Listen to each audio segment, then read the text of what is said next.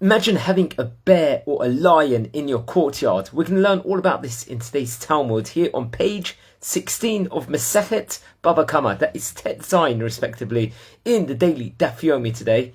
We were discussing about cases with regards to animals. If they are muad, that's an animal that has a violent history to them.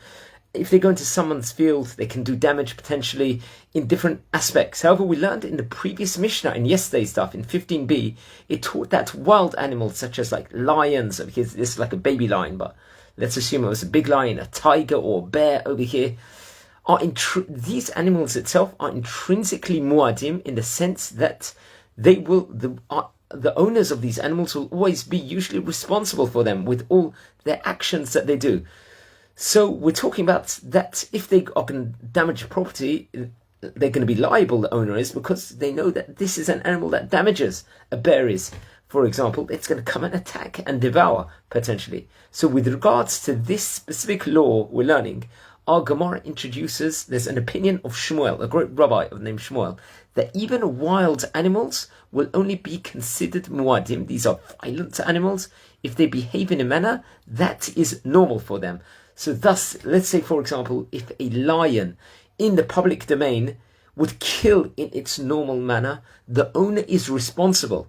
But let's say, for example, if there's a lion that kills in an abnormal manner, the owner will not be fully responsible. So I don't know necessarily cases within regards to that. Now, a commentator of the name Maharshal is actually going to weigh in the book, the Yad Shel Shlomo, where he's going to object to Shmuel's teaching over here and question, is it possible that the halacha would permit someone to place a wild animal in the public domain and would not even hold him responsible? You know, it's a baffling question, this is.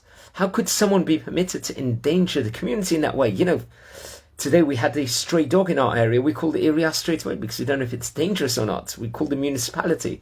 So how could someone be permitted to endanger the community in that way? So the commentator named the Marshal, he suggests that although this is not the ideal over here, nevertheless, once we recognize the overreaching rule that the owner of an animal that behaves abnormally in the public domain is not responsible, it will be applied in all cases, even this one. So since such a case is most unusual, and therefore there is no need to develop separate legislation within regards for it. Now, there's Nachlat David is going to rule that Shmuel's ruling is notwithstanding. No one would be permitted to bring a wild animal into the public domain, naturally. This can be proven by the fact that the sages, the great Rabbanim, even obligated the owner of something called a kelev ra, an evil dog, let's say a violent dog, to remove it as a danger. Certainly a case like this one. This will be a case over here where the rabbis would basically say that it's not going to be allowed over here.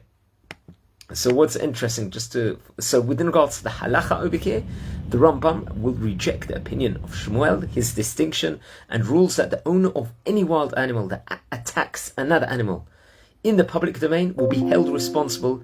Any method of attack is considered normal for a wild animal over here. The Re is going to accept the ruling of Shmuel, but it's a very interesting thing. So these aren't violent animals over here, as you can see from this specific dolls, but one's got to be careful if they've got a wild animal to put them in the public domain. Wishing you all a great day and a Shabbat Shalom.